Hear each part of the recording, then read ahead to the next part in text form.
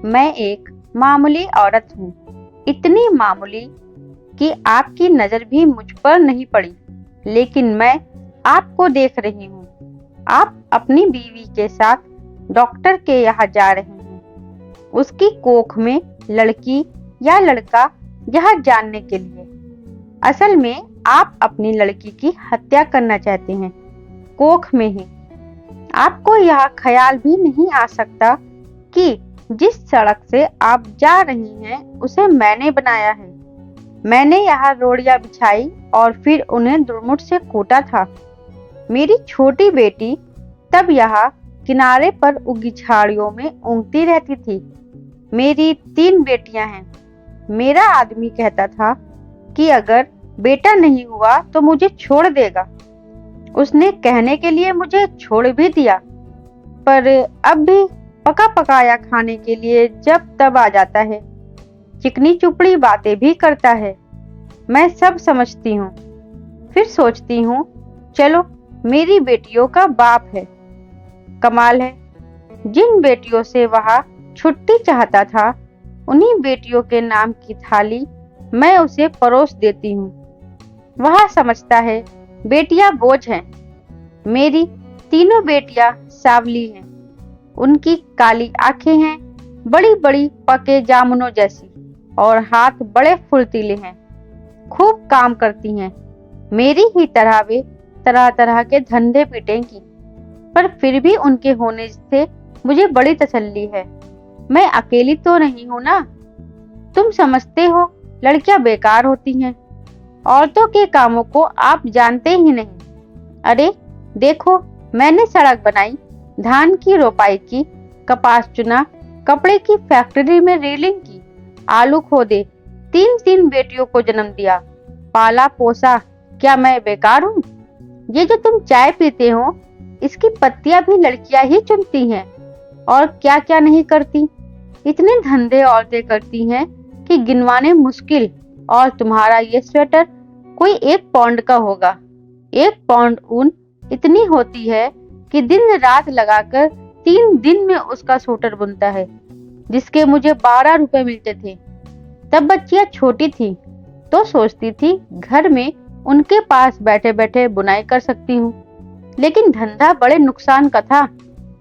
फिर ठेकेदार ने मीन मेख निकालनी शुरू की और मुझ पर गलत नजर डालने लगा, तो मैंने ये धंधा छोड़ दिया।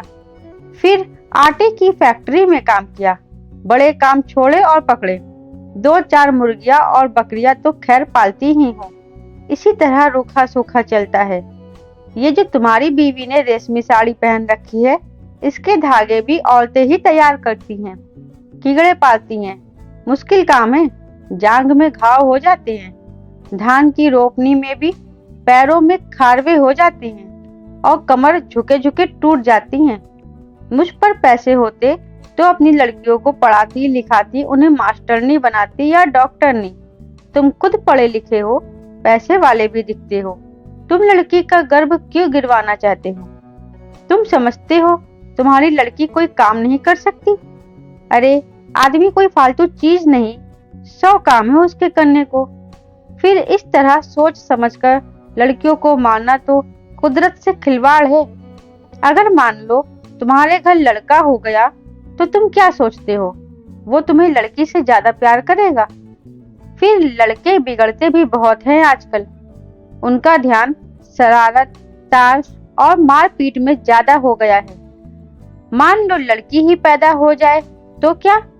तुम उसे पढ़ाना लिखाना, वो तुम्हें खूब प्यार करेगी। लड़कियां माँ बाप को खूब प्यार करती हैं। तुम्हारे घर में रौनक होगी सो अलग से। तुम सोचते हो दहेज देना पड़ेगा, तो तुम उसे खाने कमाने लायक कर देना। दहेज मांगने वाले से शादी मत करना।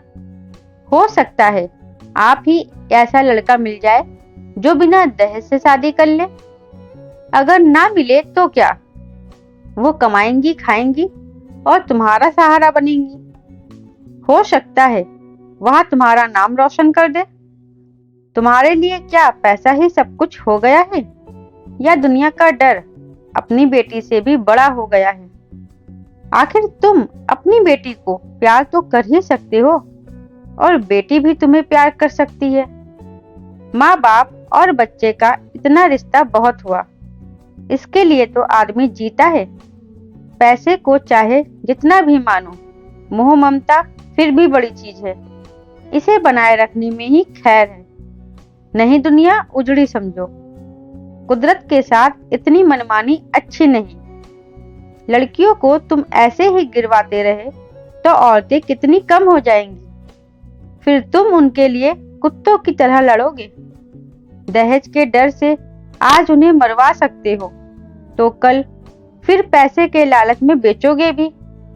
इस तरह क्या दुनिया बड़ी अच्छी हो जाएगी, या तुम्हारे घर परिवार में खुशियां छा जाएगी।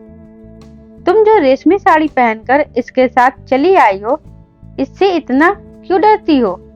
सोचती हो यह तुम्हें छोड़ देगा?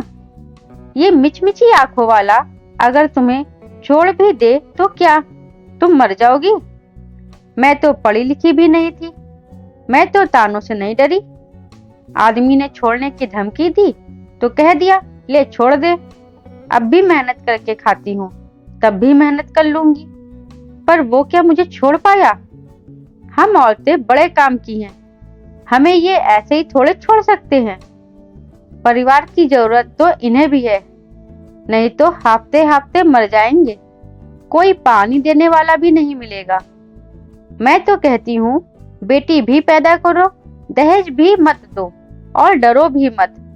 देखना दुनिया ऐसे ही चलेगी, इससे भी अच्छी चलेगी। दाप धौस कुछ कम होगी। मेरी बेटी ने कढ़ाई सिलाई सीखी है, वो ना होती तो फिर क्या था, मैं तो दुनिया में धंधा पीटती मर जाती। अब भी मेहनत करती हूँ, पर मन में खुशी भी है। मेरी 3 लड़कियां खूब हुनर वाली हैं, कोयल जैसी आवाज है उनकी, सुनने से थकान मिट जाती है। ना करे कोई शादी, अपनी जिंदगी भाड़ बनाएगा। जो शादी करेगा सो भगवान होगा। चलती हूँ, ये ठेकेदार आता दिखता है, आंखों से कुछ कम दिखने लगा है। ये जो लिबर्टी सिनेमा है ना, इसे गिराना है। मालिक यहाँ पूरी बाजार भर दुकानें बनवाना चाहता है, यही मलबा ढोने का काम करूंगी। काम तो ठीक है, मैंने बहुत किया है, पर इसके सामने ये जो डॉक्टर की दुकान है, यहाँ लड़का लड़की टेस्ट होता है।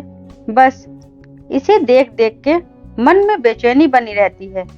घड़ी घड़ी तुम्हारे जैसों की सूरत देखनी पड़ेगी, हथियारों की। बस कहीं और काम मिला तो ये जगह छोड़ दूंगी। देखूं कब तक तो यही काम करना पड़ेगा। मैं पढ़ी लिखी होती तो ये ही सब बातें लिख देती, फिर तो तुम भी मेरी बात किताब में पढ़ लेते। दोस्तों उम्मीद करती हूँ आपको हमारी कहानी जरूर पसंद आई होगी। धन्यवाद दोस्तों।